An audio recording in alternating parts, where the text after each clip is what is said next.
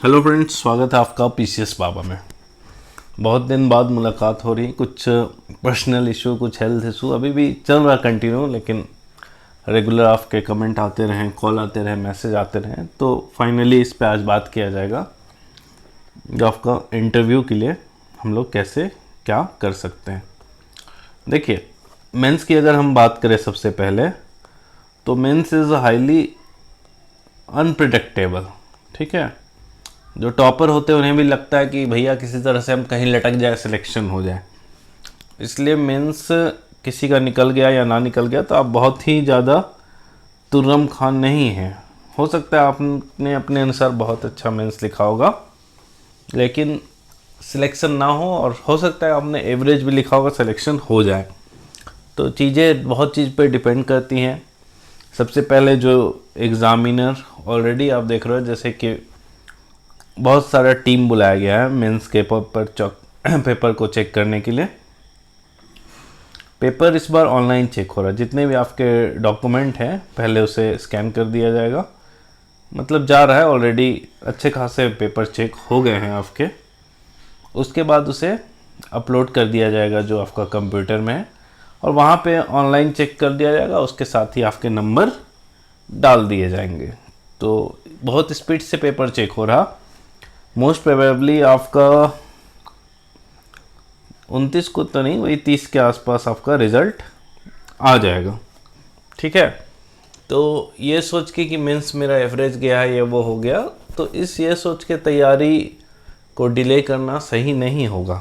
ठीक है, कई बार मैं क्या बताया था मार्किंग कैसे होता है।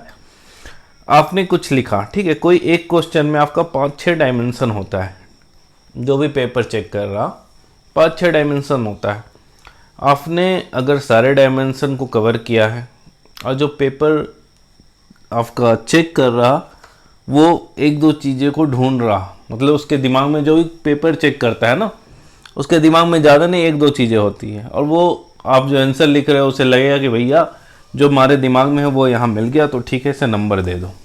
ठीक है, बाकी जो वेल बैलेंस, हर एंगल को अगर आप टच कर रहे हैं, हर एस्पेक्ट को, जैसे आपका पॉलिटिकल हो गया, सोशल हो गया, इकोनॉमिकल हो गया, कल्चरल, रिलीजियस, करेंट जो भी है, सबको अगर आप टच करके आंसर लिखा है तो ऑब्वियसली है कि आपका मार्किंग होगा और आप इंटरव्यू में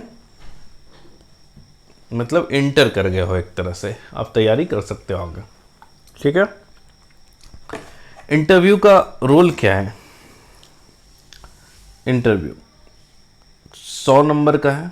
ठीक है, पिछले बार बहुत लोग ऐसे हुए जिनका इंटरव्यू में 40 के आसपास नंबर मिला था, और वो 5 से 7 नंबर से आपका फाइनल सिलेक्शन में छूट गया। तो ऐसे टेकन फॉर ग्रांटेड लेके नहीं चलना है इंटरव्यू को कि हाँ हो जाएगा, देख लेंगे, एवरेज मार्किंग होता है, ये होता है। तो एवरेज मार्किंग होता है तो 100 में आप 60 के आसपास ला रहे हो तब ना ठीक है स्कोर होगा। अगर आप 100 में 40 ला रहे हो तब तो ये अच्छा स्कोर नहीं है।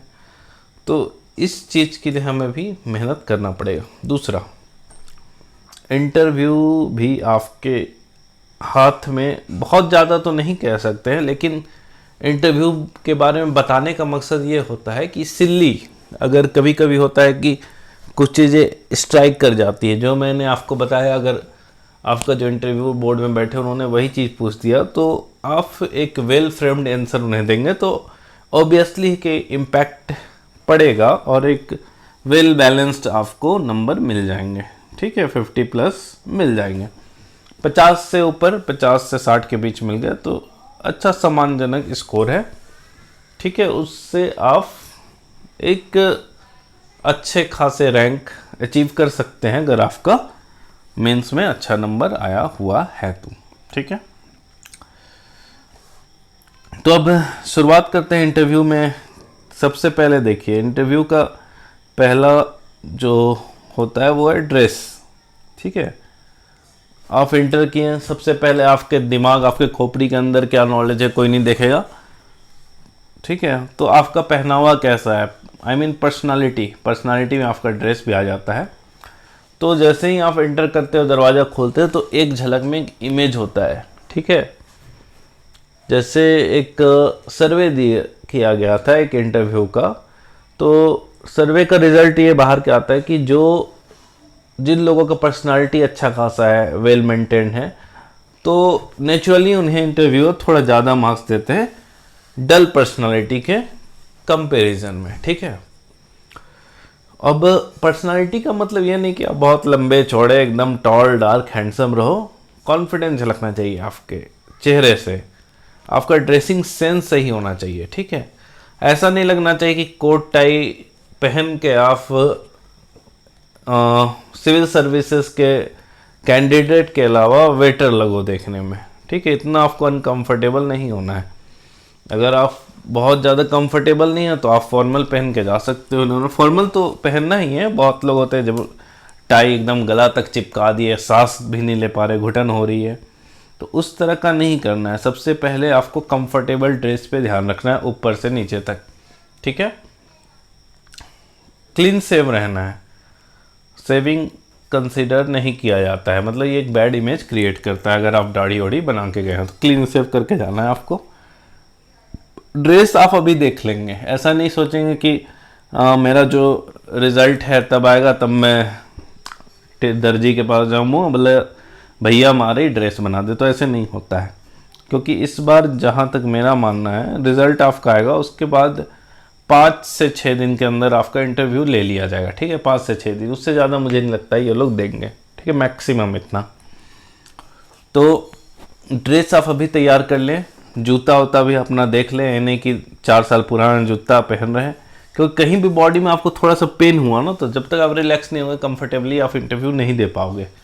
ठीक है, तो एक well proper dress with shoes आपको अपना अभी तैयार रख लेना। यानी कि इंटरव्यू के 2 दिन पहले इधर उधर से भीख मांगने का काम कर रहे हैं, इधर उधर से उधारी लेने का काम कर रहे हैं। ठीक है, बाकी ले सकते हैं, वो भी कोई गलत बात नहीं है, लेकिन हाँ इंटरव्यू के 3-4 दिन पहले आप अपना अरेंज कर लो, 5 दिन पहले, क्योंकि लास्ट में हड़बड़ी नहीं होना चाहिए। और जो भी होना चाहिए ड्रेस लेके जूता फिटिंग होना चाहिए सही। मैं अभी बोल रहा हूँ आपको एक सिविल सर्विसेज के एस्पिरेंट की तरह दिखना है, एक वेटर की तरह नहीं, कोट पैंट पहने हुआ सेल्समैन की तरह नहीं दिखना है। ठीक है, कॉन्फिडेंस झलकना चाहिए कि आपने कोट पहना है, ऐसा नहीं लगना चाहिए आपको कोट ने पहना है। ठीक है, दोनों में बहुत ही अंतर है। तो सबसे पहले आप इस चीज़ पे ध्यान देंगे। ठीक है, पर्सनैलिटी, कोई भी अननेसेसरी चीज़ें आप नहीं पहनेंगे या फिर अननेसेसरी तरह से नहीं रहेंगे। ठीक है, अच्छे से साफ सुथरा कपड़े पहन के जाएंगे। अब आगे आते हैं।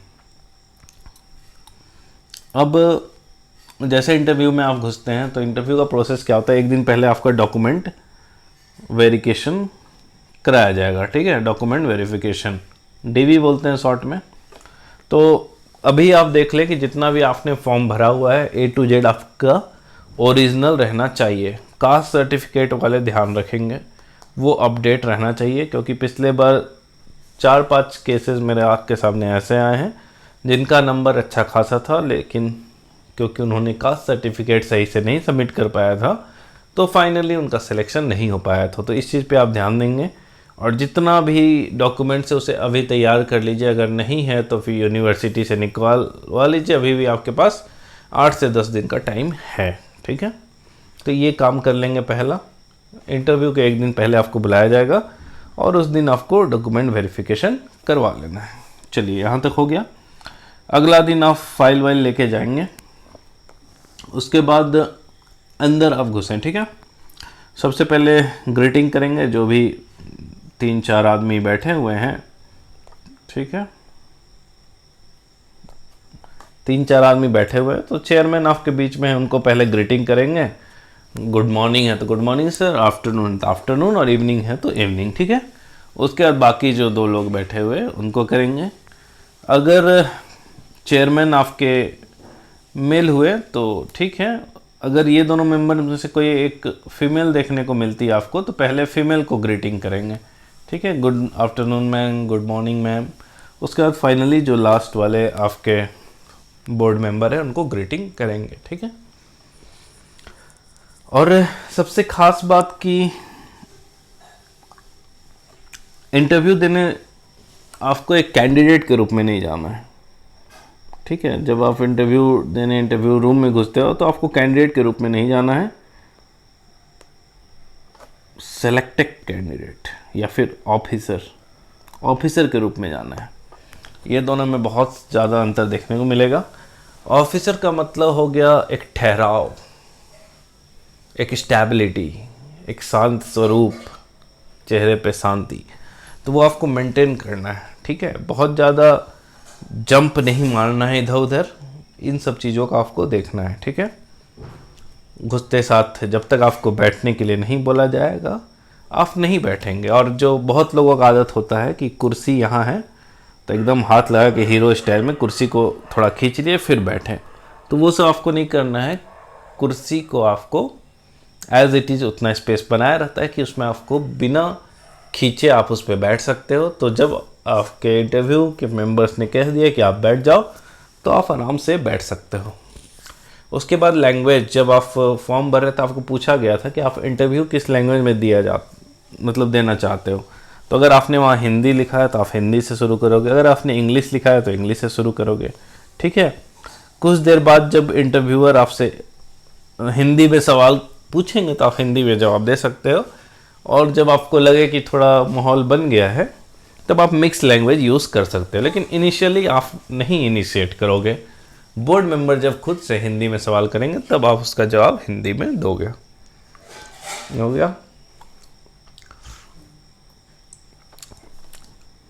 उसके बाद सबसे पहले आपको अपना बायोडाटा अच्छे से तैयार कर लेना है। ठीक है, पर्सनल फाइल, इसमें कहाँ कहाँ से क्वेश्चन आ सकते हैं। जैसे मान लो आपसे आपका नाम ही पूछ दिया गया, ठीक है, नाम पूछा गया तो आप अपना नाम तो आपको पता ही है, लेकिन नाम से रिलेटेड जो मीनिंग है तो वो आप याद रखेंगे। अगर आपके नाम के कोई फेमस पर्सनालिटी है तो उनके बारे में आप याद रखेंगे। अगर आपके नाम का कुछ भी फेमस इंसिडेंट है तो उसको आप याद रखेंगे। तो नाम आपने समझ लिया, उसका प्लेस जहाँ आपका जन्म हुआ है या फिर शुरू से अंत तक, जैसे आपने जहाँ जन्म लिया, फिर 10th किया, 12th किया, तो उन सब प्लेसेस के बारे में आप थोड़ा थोड़ा ध्यान रखेंगे। ठीक है, फिर जहाँ आपने जन्म लिया वहाँ का फेमस पर्सनालिटी कोई है तो उनके बारे में ध्यान रखेंगे। जहाँ आपने जन्म लिया उस जो शहर है उस डिस्ट्रिक्ट के बारे में A to Z इन्फॉर्मेशन रखेंगे। जैसे तुरंत आपसे पूछा जाएगा, हाँ बताइए उस डिस्ट्रिक्ट में अभी क्या चल रहा है, वहाँ के फेमस जो साइट्स है वो सब बताइए, तो वो सब आप अच्छे से देखेंगे। ठीक है, हिस्टोरिकल इम्पोर्टेंस क्या है आपके बर्थ प्लेस का, ये सब आपको ध्यान रखना है। इतना तक हो गया। उसके बाद अगर आपने लैंग्वेज, क्योंकि आपको पता है यहाँ लैंग्वेज होता है, तो पिछले बार कई लोग से पूछा गया था कि आप खोटा में अपना इंट्रोडक्शन दें। ठीक है, खोटा में इंट्रो दे, तो आप थोड़ा इसे तैयार कर लेंगे। जैसे हमारा नाम पंकज है, कई हम 10वीं कक्षा के पढ़ाई यहाँ से करला, ओकर आगू 12वीं कक्षा के पढ़ाई साइंस विषय यहाँ से करला, ओकर आगू बीटेक यहाँ से करला। इस तरह के आप करके अपना एक इंट्रोडक्शन 4-5 जो लाइन है उसका तैयार कर लेंगे, ताकि वहाँ बहुत दिक्कत ना हो। और वहाँ जब भी आप ये इंट्रोडक्शन देना, आपको इस तरह से नहीं देना है कि आपने रट लिया हो। ठीक है, आप उस टाइम ये नहीं लगना चाहिए कि आपने रट के आया है। ठीक है, लगना चाहिए कि हाँ एक सिंपली वे में आदमी बोल रहा है फ्लुएंटली रूप में। ठीक है, उसके बाद खोटा का जो इम्पोर्टेंट राइटर है, जैसे पिछले बार लोगों से श्रीनिवास पानूरी के बारे में पूछा गया था, A.K. झा के बारे में पूछा गया था, तो ये सब आप देख लेंगे। ये मैंने एक खोटा का बताया, ये नागपुरी जिसके भी है वो लोग रहेंगे। मान लीजिए अगर कुछ एरिया से बोर्ड के सदस्य बिलोंग करते हैं जिन्हें उस लैंग्वेज के बारे में पता है, तो वो आपसे सवाल पूछ सकते हैं। तो जो भी आपने लैंग्वेज रखा है उससे रिलेटेड कुछ अपना तैयार कर लेंगे कि हाँ इस लैंग्वेज का भी सिग्निफिकेंस क्या है, इस लैंग्वेज का फ्यूचर आप कहाँ पे देखते हैं 5 साल 10 साल में, तो ये सब आप अच्छे से तैयार कर लेंगे। ठीक है, उसके बाद तीसरा जो क्वेश्चन आएगा आपसे, जॉब। अगर आप लास्ट जॉब कर रहे हैं तो उसको एकदम अच्छे से आपको तैयार करना है। पहला जॉब का डिस्क्रिप्शन, वहाँ का भी CMD कौन है, ठीक है, जो भी चीफ डायरेक्टर या कोई भी कौन है। दूसरा आपको तैयार करना है, जो क्वेश्चन आपसे पूछा ही जाएगा कि आप उस जॉब को छोड़ के यहाँ पे क्यों आना चाह रहे हैं। आप उस जॉब छोड़ के यहाँ आ रहे हैं तो आपका कंट्रीब्यूशन क्या होगा। अगर आपने इंजीनियरिंग किया हुआ है, मेडिकल किया हुआ है, तो वो पूछेंगे कि आपके इस इंजीनियरिंग को हम एडमिनिस्ट्रेशन में कैसे एक्यूमुलेट कर सकते हैं, मतलब इंजीनियरिंग को हम एडमिनिस्ट्रेशन में कैसे इम्प्लीमेंट कर सकते हैं, आप हमारे लिए किस रूप से बेनिफिशियल होंगे। आपने इंजीनियर की, सरकार ने आपके ऊपर इतना खर्चा किया, क्योंकि गवर्नमेंट जो भी कॉलेज होते हैं वो सब्सिडाइज होते हैं, सरकार आप पे खर्चा करती है। उसके बाद आपको देश की सेवा करनी चाहिए इंजीनियर के रूप में, तो आपने सरकार का खर्चा भी करवा लिया और सब्सिडी लेके पढ़ भी लिया और फिर कूद के आ गए एडमिनिस्ट्रेशन में। तो फिर ये तो सही बात नहीं है। ये मैं नहीं बोल रहा हूँ, वो बोर्ड मेंबर आपसे पूछेंगे, तो इसको आपको जस्टिफाई कराना होगा कि सर देखिए हर फील्ड में अगर जैसे आपने DYSP टॉप पे बढ़ा है, तो आप बोल सकते हैं जिस तरह से सर क्राइम हाईली टेक्निकल हो रहे हैं, ट्रेडिशनल क्राइम ख़त्म हो गए हैं, तो जो आदमी टेक्निकली साउंड होगा वो अच्छे से परफॉर्म कर पाएगा। पब्लिक एडमिनिस्ट्रेशन में एक जो डिबेट चलते रहता है जर्नलिस्ट वर्सेस स्पेशलिस्ट, ठीक है, तो इसका भी आप कोटेशन कर सकते हो कि सर जर्नलिस्ट अगर कोई आदमी हुआ स्पेशलिस्ट के साथ साथ, अगर दोनों का कॉम्बो हो गया तो ये बहुत अच्छा होगा। तो अगर कोई टेक्निकल आदमी है या फिर मेडिसिन सेक्टर से है, डॉक्टर है, तो वो एक कॉम्बिनेशन की तरह कॉम्बो इफेक्ट काम करेगा, वो एडमिनिस्ट्रेशन में प्रॉपरली कंट्रीब्यूट कर पाएगा। चलिए, तो ये मैंने आपको बता दिया। उसके बाद ये तो आप तैयार कर लेंगे जॉब क्यों छोड़ना चाहते हैं, उस जॉब से आपको क्या प्रॉब्लम थी, उस जॉब से इस जॉब को छोड़ के आएंगे तो यहाँ आपका क्या कंट्रीब्यूशन होगा, पास्ट नॉलेज को आप यहाँ कैसे अप्लाई कर पाएंगे, तो ये सब हो गया, ठीक है। अगर आप जॉब नहीं करते हो तब भी आपसे पूछा जाएगा कि भैया 6 साल से बेगारी की तरफ तैयारी कर रहे थे क्या, कि कुछ और कर रहे थे। तो ऐसे नहीं बोल देना है, बोलना है कि तैयारी कर रहा था, साथ ही में ट्यूशन पढ़ा रहा था या कोचिंग पढ़ा रहा था। और जिस चीज़ की आप बोलोगे ट्यूशन कोचिंग, उसके बारे में थोड़ा आइडिया आपको रहना चाहिए, ठीक है। तो एक पॉजिटिव वो जाता है कि हाँ बच्चा आत्मनिर्भर है, ठीक है, माँ बाप के बोझ नहीं बना हुआ है, बच्चा मेहनत कर रहा है, बाकी टाइम में ट्यूशन पढ़ा रहा है या कोचिंग चला रहा है, इधर अपना तैयारी भी कर रहा है, ठीक है। डायरेक्टली ये बोल देना कि हम लगातार 5 साल 6 साल 1-2 साल चलता है उतना लोग मानते हैं, लेकिन अगर आप 6-7 साल गैप है तो फिर दिक्कत हो जाएगा, ठीक है। तो इस टाइम आपको कुछ ऐसा ऑप्शन तैयार कर लेना होगा कि आप खुद को डिफेंड कर सके, ठीक है। और जो भी तैयार कीजिए अंत समय तक उसी पे अड़े रहना है, ये चीज़ आपको ध्यान रखना है, ठीक है। और अड़ना कैसे है, तो लड़ के नहीं अड़ना है, अपने सपोर्ट अपने एविडेंस से लड़ना है, ठीक है। जैसे अगर आपने कह दिया कि मैं फिजिक्स पढ़ाता हूँ, तो आप इसके बारे में डिटेल में पढ़ लेंगे, ताकि बेसिक जो फिजिक्स का क्वेश्चन होता है वो अगर इंटरव्यू आपसे पूछता है तो आपको कर लेना चाहिए, ठीक है। तो ये गैप वाला हो गया। फिर अगर आप जॉब नहीं कर रहे हो, गैप भी बहुत ज़्यादा नहीं है, तो आपसे लास्ट जो आपने सब्जेक्ट पढ़ा है उस पर क्वेश्चन पूछा जा सकता है। जैसे कि किसी ने पॉलिटी से अपना BSc USC किया है, तो उससे पूछा जाएगा कि अभी झारखंड का पॉलिटिकल सिनेरियो क्या है, इंडिया का पॉलिटिकल सिनेरियो क्या है, पॉलिटिकल टर्मोइल जो देश में चल रहा है क्यों चल रहा है, तो ये सब क्वेश्चन पूछा जा सकता है, इसीलिए आप उसे अच्छे से तैयार कर लेंगे, ठीक है। और हाँ, कभी भी क्रॉस मत कीजिए बात। अगर आपके बोर्ड मेंबर उन्होंने अपनी बात कंप्लीट कर ली तब फिर आंसर दीजिए। अगर बीच में वो क्वेश्चन पूछते हैं तो आप बड़बड़ाने मत लगिए, बीच में पहले उन्हें क्वेश्चन पूछने दीजिए। जब वे अपना क्वेश्चन कंप्लीट कर लेते हैं तो फिर आप नेक्स्ट क्वेश्चन में आगे बढ़ेंगे, ठीक है। कई बार आपको जज करने के लिए एक क्वेश्चन पूछा जाता है, बगल वाला बोर्ड मेंबर भी दूसरा क्वेश्चन पूछ सकता है, ठीक है। तो उससे आपको क्या करना है कि जो दूसरा बोर्ड मेंबर का क्वेश्चन है, पहला बोर्ड मेंबर का जब आपने क्वेश्चन आंसर कर दिया तो उसके बाद दूसरे बोर्ड मेंबर का आंसर करना है। पैनिक नहीं होना है कि थोड़ा सा इधर थोड़ा सा इधर, इस तरह से नहीं होना है, ठीक है।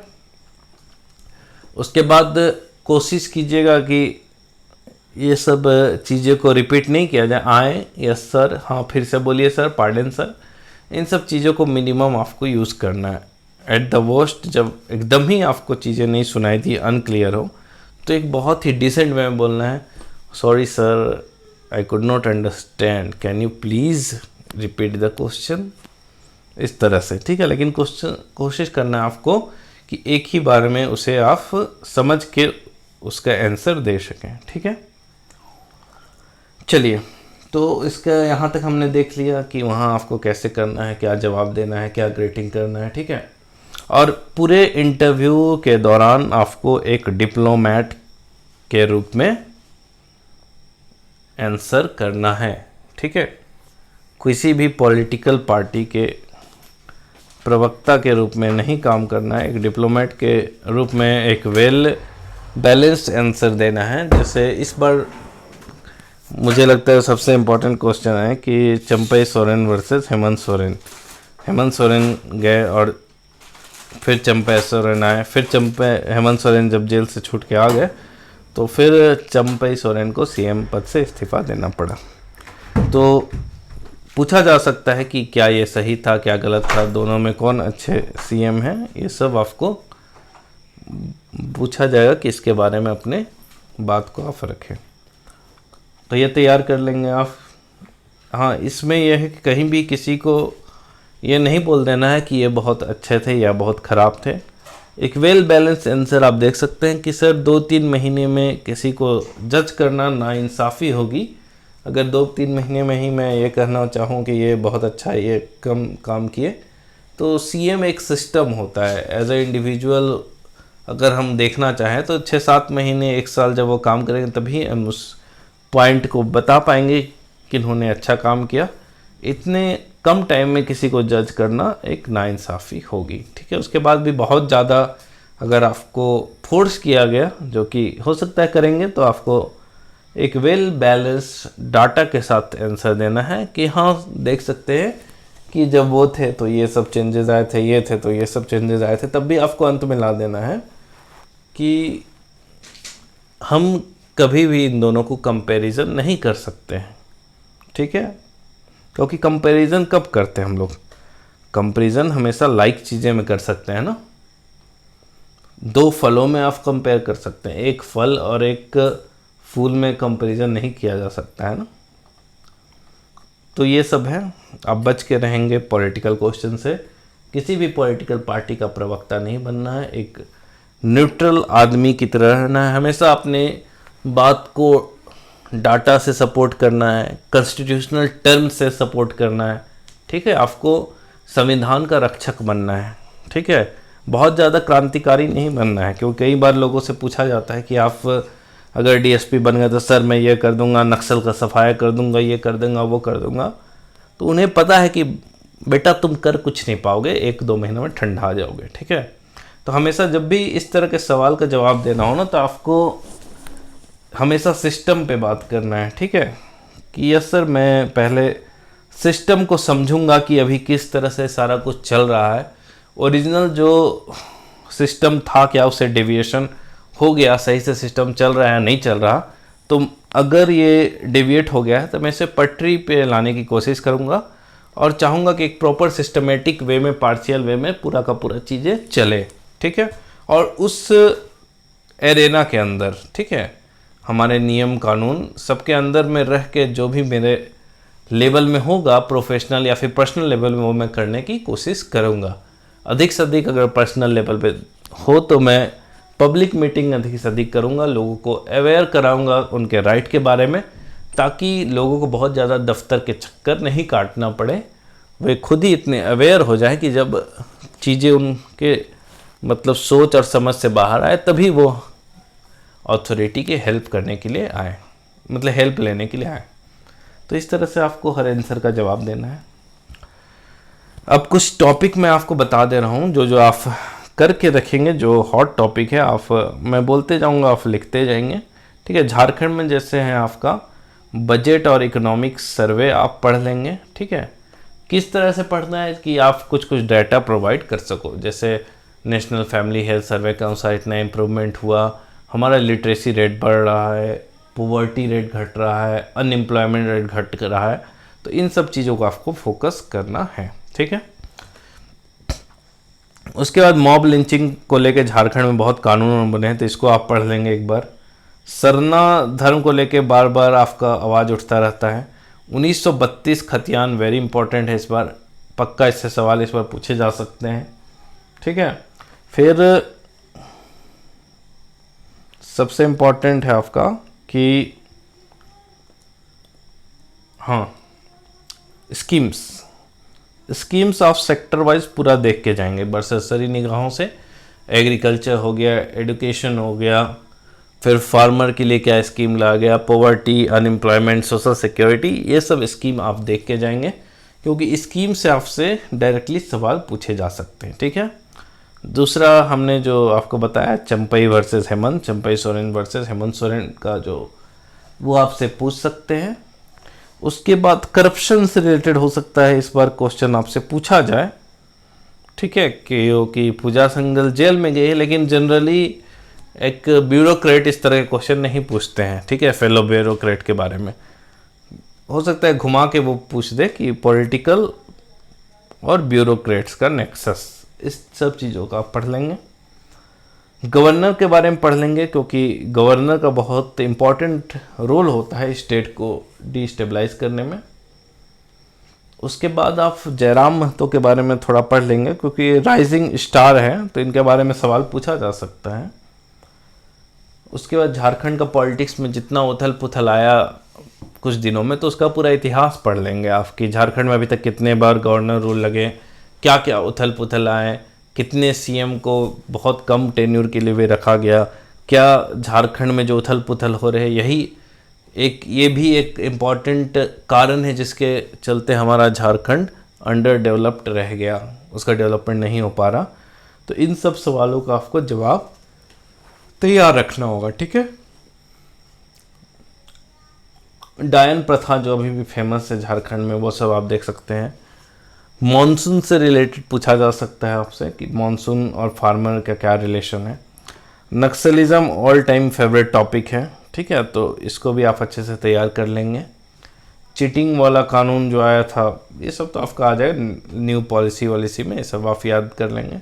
उसके बाद poverty, unemployment, tribal issue, self help group, ठीक है, पलास ब्रांड, ये सब जो है इन सब को आप देख लेंगे, ठीक है। तो इतना आपको झारखंड में देख लेना है।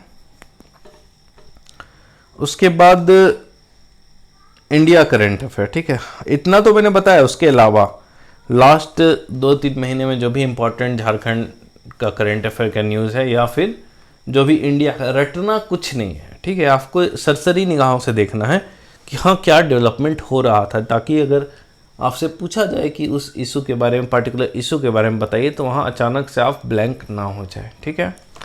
इंडिया में सबसे पहले आपसे पूछा जा सकता है कि अभी जो लोकसभा इलेक्शन हुआ उसको पूरा अच्छे से देख लेंगे आप, ठीक है। एनडीए 3.0, अपोजिशन इस बार स्ट्रांग हो गया है, तो इसका डेमोक्रेसी पे क्या प्रभाव पड़ेगा, ठीक है। राहुल गांधी राइजिंग स्टार, ठीक है, राहुल गांधी जिस तरह से राइज कर रहे हैं, तो क्या आप फ्यूचर पीएम के रूप में उन्हें देखते हैं, तो ये सब क्वेश्चन पूछा जा सकता है। इलेक्टोरल बॉन्ड, क्योंकि सुप्रीम कोर्ट ने इसे इनवैलिड करार दे दिया था, तो इस पे भी आपको सवाल पूछे जा सकते हैं। बाकी जो फॉरेन में कॉन्फ्लिक्ट हो रहे हैं, इजराइल, पैलेस्टीन, रशिया, यूक्रेन, फिर आपका श्रीलंका क्राइसिस, पाकिस्तान क्राइसिस, ये सब आप पढ़ लेंगे। मतलब जितना भी क्राइसिस और डिस्प्यूट वाले इंटरनेशनल न्यूज़ है उसे आप कवर कर लेंगे, ठीक है।